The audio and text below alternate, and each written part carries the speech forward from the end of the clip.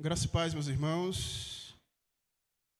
Quando o pastor César me convidou, eu falei assim, vixe, mas o Senhor vai conduzir tudo, né? Gustavo me perguntou, está nervoso? Eu falo para ele, sempre. Sempre. Meus irmãos, quando o pastor me fez o convite, eu pensei em alguns textos.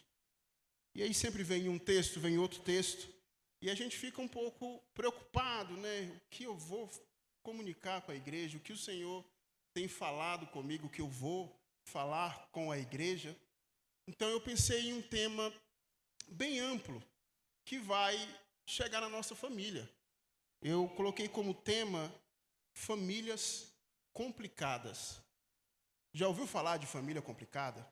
Então a gente vai caminhar nisso aí hoje. Meus irmãos, eu, antes de começar a minha graduação em História, uma das coisas que me levou a começar a graduação foi sobrenome. Eu sou apaixonado em sobrenome.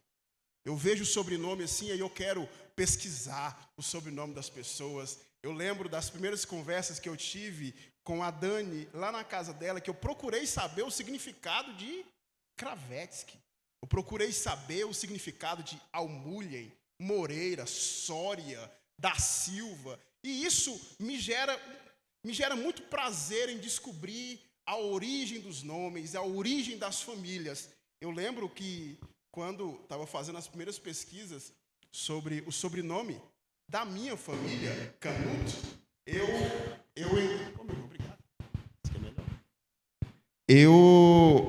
quando eu estava fazendo as pesquisas sobre o nome da minha família, eu me deparei que Canuto vem de uma origem da Alemanha. Olha só, hein? A origem da Alemanha eu me senti muito importante. E que essa origem da Alemanha veio do meu avô, lá por volta das cruzadas dos cristãos novos, quando os cristãos novos foram convertidos à força na época das cruzadas. Do outro lado, parte da minha avó, eu lembro da família Silva, que é meio que uma corruptela de selva, né? Que os índios, antigamente, eles não tinham sobrenome. Então, porque nascia na selva, se tornou Silva. Minha avó, por exemplo, que morava no Ceará, ela era uma mistura era cafuzo, que é a mistura de negro com índio. Mas é assim mesmo, a nossa família tem essas histórias. Quando a gente fala o sobrenome da nossa família, a gente sempre lembra ali de um familiar que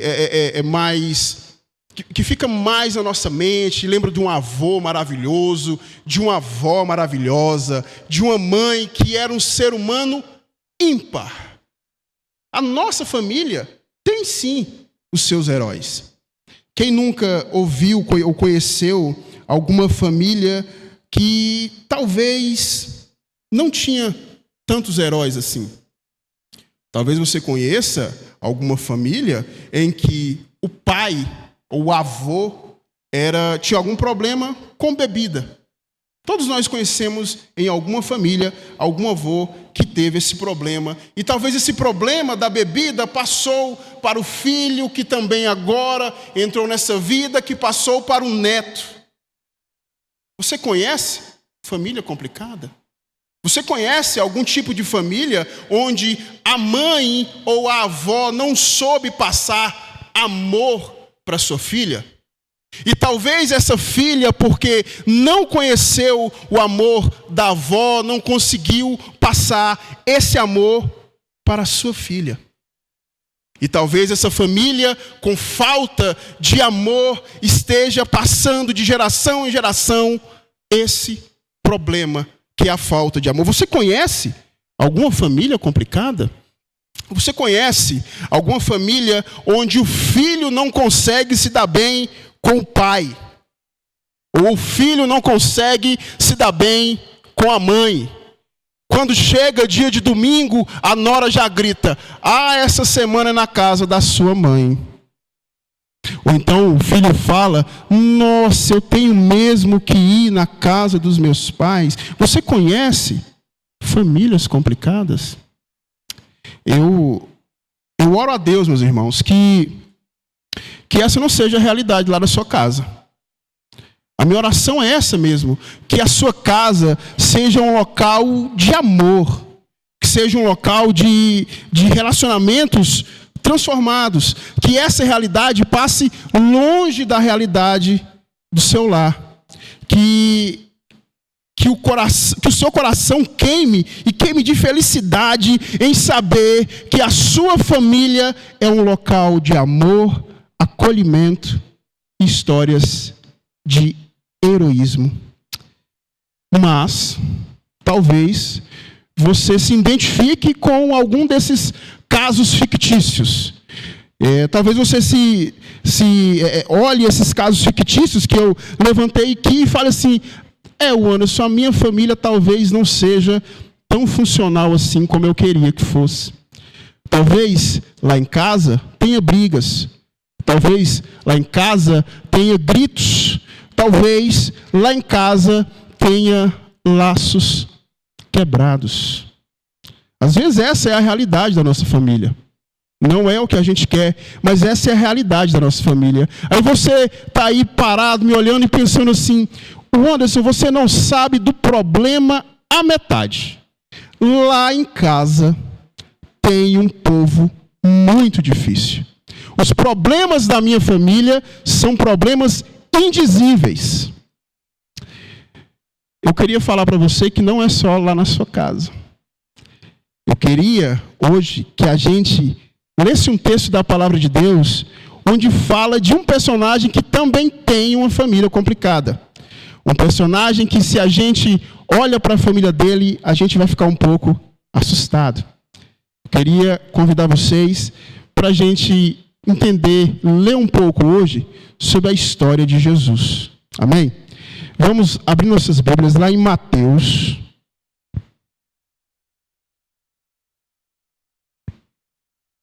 Mateus capítulo 1. Do versículo 1 até o 17. Diz assim: livro da genealogia de Jesus Cristo, filho de Davi e filho de Abraão. Abraão gerou Isaque. Isaque gerou Jacó. Jacó gerou a Judá, o seu irmão. Judá gerou a Tamar. Tamar a Pérez. Pérez a Zerá. Zerá gerou Esrom. Esrom gerou Arão. Arão gerou Aminadab.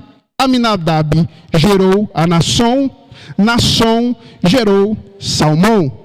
Salmão gerou gerou de Raabe a Boaz. E Boaz gerou Rute a Obed. E Obed gerou a Jessé. Jessé gerou ao rei Davi. O rei Davi gerou a Salomão, da qual foi mulher de Urias. Salomão gerou Roboão. Roboão gerou Abias. Abias gerou a Asa. Asa gerou a Josafá. Josafá gerou a Jorão. Jorão gerou a Uzias. Uzias gerou a Jotão. Jotão gerou a Acás. Acás gerou a Ezequias. Ezequias gerou Manassés. Manassés gerou Amon. Amon a Josias. E Josias gerou a Jaconias e seus irmãos na deportação para a Babilônia. E depois da deportação para a Babilônia, Jaconias gerou Salatiel. Salatiel gerou Zorobabel. Zorobabel gerou Abiúde. Abiúde gerou Eliaquim. Eliaquim a Azor. Azor gerou a Zadok. Zadok gerou a Aquim. Aquim gerou a Eliúde. Eliúde gerou Eleazar. Eleazar gerou Matá. Matá gerou Jacó. Jacó gerou a José, marido de Maria, da qual nasceu Jesus, que se chama o Cristo. Versículo 17. De sorte que todas as gerações, desde Abraão até Davi, são 14 gerações. E desde Davi até a deportação para a Babilônia, 14 gerações. E depois da deportação para a Babilônia até Cristo, mais 14 gerações. Talvez esse seja um dos textos menos lidos do Novo Testamento, né? Porque é uma genealogia. E às vezes a gente tem dificuldade de ler genealogia.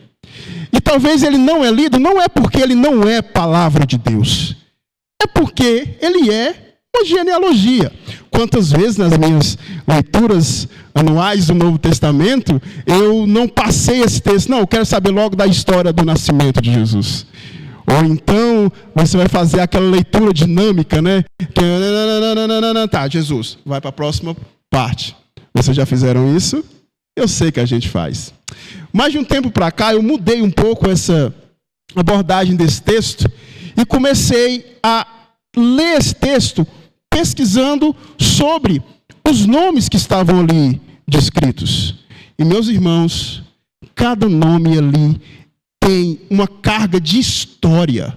Tem uma história maravilhosa por trás de cada nome da genealogia de Jesus. Como era a sua vida? Por trás de cada nome da sua família tem uma história maravilhosa. Eu sei que você lembra dessas histórias. Mas eu quero falar aqui sobre esses antecedentes de Jesus.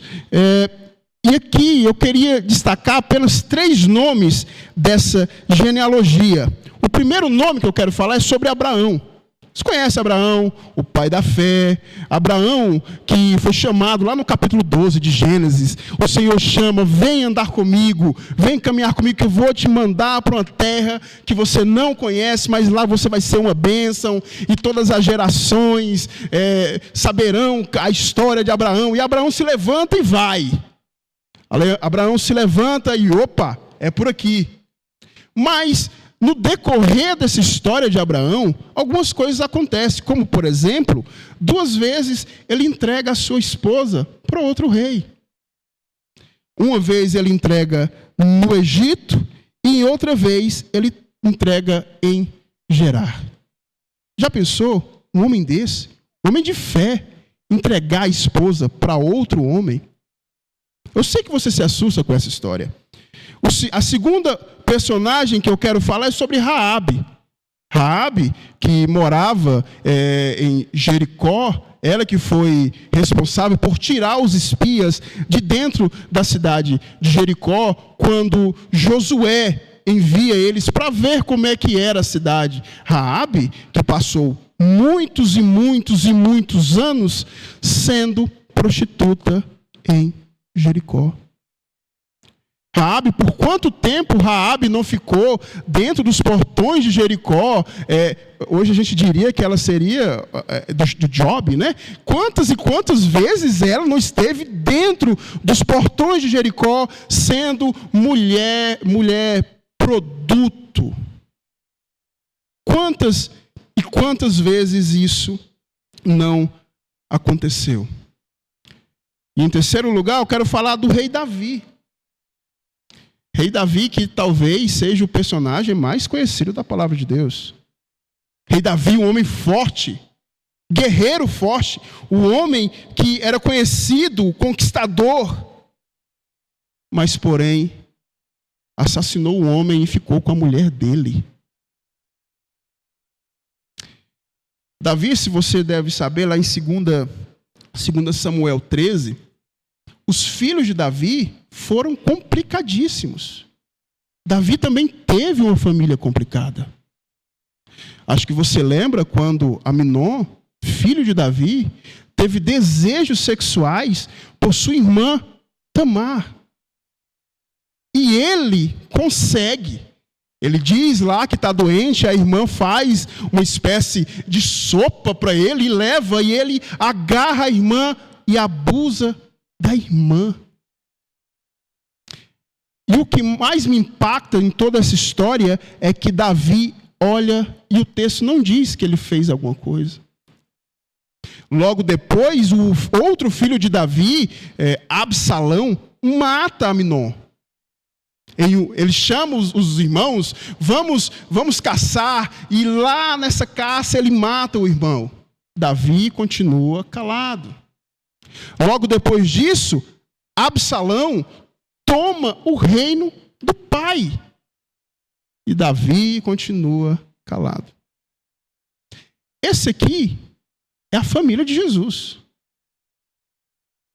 Esse pessoal aqui é o povo de quem Jesus vem. Já pensou se esses casos acontecessem na nossa família? Que triste seria. Como estaria o nosso coração se esses casos de adultério, o cara que entregou a mulher para o outro, caso de morte, caso de assassinato, isso tudo é muito triste em qualquer família, mas imagina na família do nosso Salvador. E o que a palavra de Deus tem a dizer para nós sobre famílias? A história da família de Jesus aqui está dividida em três grandes grupos. O primeiro grupo é o grupo que vai de Abraão a Davi. Deus estabelece ali uma aliança. É nesse momento em que Deus cria um povo para chamar de seu, chama um homem velho para que na sua descendência todas as famílias da terra fossem abençoadas. Gênesis 12, 3. E no estabelecer dessa aliança eterna que Deus mostra o futuro. Como essa esperança seria cumprida em Jesus, muitas gerações depois. Gálatas 3, versículo 16. O segundo grupo é o grupo que vai de Davi até o reino babilônico. Esse povo se corrompe e começa a viver longe de Deus, quebrando todas as alianças feitas pelo primeiro grupo. Todas as alianças que foram feitas no primeiro grupo são destruídas agora no segundo, de Davi até o reinado babilônico. É nesse período que os reis se corrompem. É nesse período que eles cometem abominações diante do Senhor. Deus então levanta uma nação corrupta para castigar o povo de Israel. E então chega o terceiro grupo, que é o grupo que vai do exílio babilônico até a época de Jesus. Até Jesus, esse é o período da esperança perdida, onde tudo parecia estar dando errado. Nação e nação se levanta e vence Israel. A impressão que dava é que toda essa promessa da aliança havia se quebrado. Imagina, meus irmãos, Deus dá uma aliança, Deus fala, olha, eu tenho uma aliança com vocês que não vai ser quebrada. Essa terra que vocês estão morando é de vocês. E aí o povo vai para o exílio. E quando o povo volta do exílio, a terra já não é mais como era. O templo é um templo menor, a adoração dentro da igreja, dentro do templo, tinha se acabado. Parece que toda a esperança do povo de Israel tinha se perdido. Parece que o Senhor tinha se calado. Parece que aqui o Senhor, nesse período, ele não olhava mais para o seu povo, mas é nesse momento, é no período de tristeza, é no período em que o povo está longe de Deus, em que o povo está perdido, é no período em que não há mais luz à frente, é que Jesus nasce no tempo e na história. Ou seja, em uma nação destruída é que o Senhor visita o povo. Em um período assim, Jesus nasce. A luz brilha em uma densa escuridão. A luz que antes prometida chega àquela nação e toda aliança no mundo. Jesus vem nascido de mulher, sob a lei. O próprio Deus vem e nasce em uma família complicada.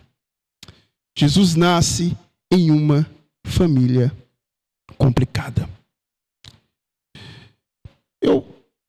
Quando eu estava discutindo com o pastor César sobre isso, ele falou assim, a gente comentou assim, olha como é interessante quando no momento mais escuro da nossa vida, no momento mais denso da nossa história, é que Jesus brilha.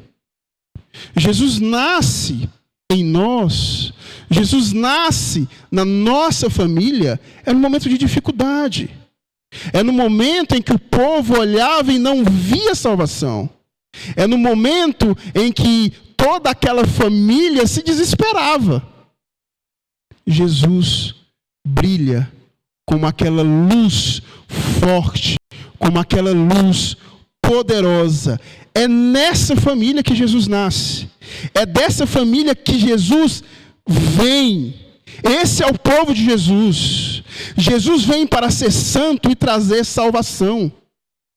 Jesus, quando nos encontra, Ele traz nova vida para nós. Quando Jesus nos encontra, tudo se faz novo. Quando Jesus nos encontra, quando Jesus encontra a sua família, também tudo se fará novo. Não existirá pecado imperdoável às nossas famílias. Talvez a sua família tenha pecado que você fala, meu Deus, esse pecado não tem perdão. Tem, meu irmão. Jesus tem poder para quebrar esse pecado da tua família. Jesus tem poder para quebrar esse pecado que está lá enraizado no âmago da nossa família. Jesus tem poder para destruir todo pecado.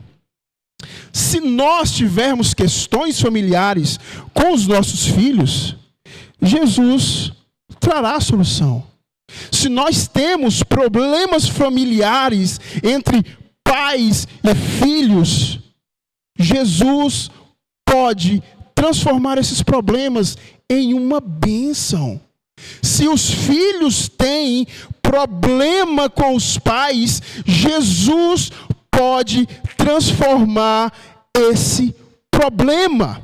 Se as nossas forças, se o que a gente acha que a gente pode fazer está esgotado, Jesus trará a solução. Somente Jesus trará a solução para as nossas famílias. Por mais que os laços estejam quebrados, por mais que não haja solução aparente, Jesus pode trazer solução.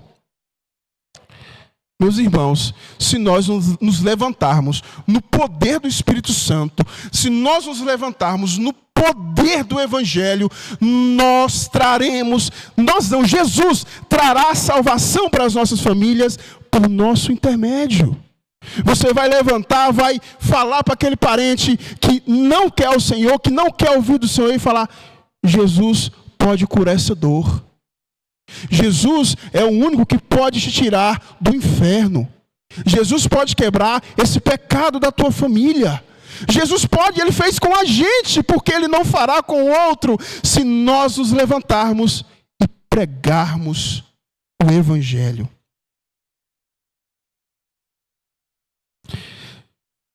Caminhando aqui para o final, para terminar. Jesus veio de uma família marcada por pecadores, mas veio para ser santo acima de todos. Olha aqui, Filipenses 2, do 9 ao 11. Pelo que também Deus o exaltou soberanamente e lhe deu o nome que está sobre todo nome, para que no nome de Jesus dobre todo o joelho dos que estão no céu, na terra e debaixo da terra, e toda língua confesse que Jesus Cristo é o Senhor, para a glória de Deus Pai. Jesus nasce como Filho de Deus, sem pecado. 1 Pedro 2,22, o qual não cometeu pecado, nem da sua boca se achou engano. Jesus vem trazer salvação a indivíduos pecadores, assim como aqueles que eram da sua família. João 3,16, porque Deus amou o mundo de tal maneira que deu o seu Filho unigênito, para que todo aquele que nele crê não pereça, mas tenha vida eterna. Ele veio fazer brilhar a sua luz no meio das trevas. João 1:1 diz assim: no princípio era o Verbo estava com Deus e o Verbo era Deus. Nele estava a vida era a luz dos homens, e a luz resplandeceu nas trevas. Ele veio trazer paz para as nações que precisavam. Ele veio restaurar famílias destruídas pelo pecado. Malaquias, esse texto eu acho maravilhoso. Malaquias 4, versículo 6. E ele converterá o coração dos pais aos filhos, o coração dos filhos aos pais, para que eu, Deus, não venha e fira a terra com maldição. Jesus veio religar o homem a Deus. Jesus é a prova de que Deus pode trazer redenção mesmo a famílias com histórias destruídas. Mesmo com famílias marcadas por fracasso, pecados, feridas, onde abundou o pecado, superabundou a graça. A família de Jesus é a prova de que Deus não busca famílias perfeitas, mas Deus transforma famílias imperfeitas. Tudo isso para o louvor da sua glória. E eu queria chamar você agora para a gente pensar um pouco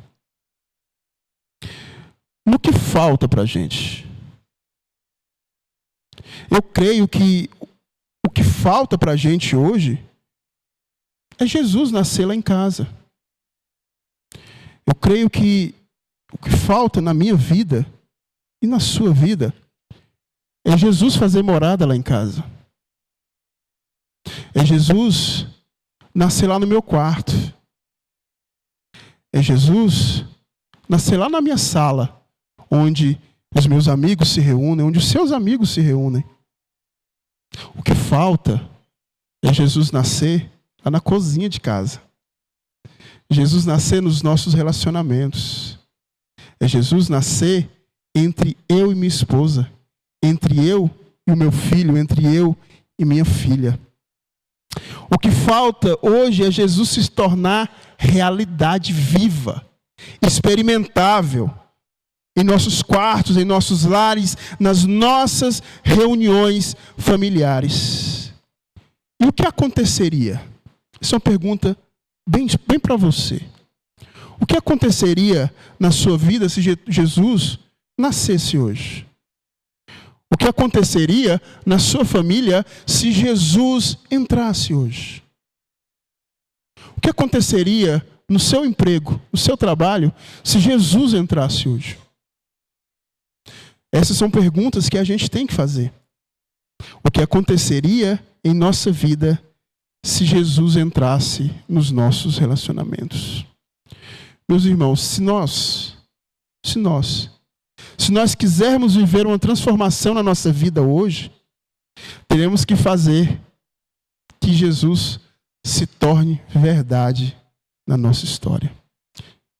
Se a gente quiser viver uma vida transformadora, se a gente quiser ter uma família transformada, se a gente quiser que Jesus pegue aquela família complicada que a gente tem, se a gente quiser que Jesus pegue toda aquela carga de pecado que a nossa família tem e leve sobre ele, se a gente quiser que Jesus traga transformação na nossa vida, a gente tem que fazer ele virar realidade hoje na nossa vida. Feche seus olhos, vamos orar.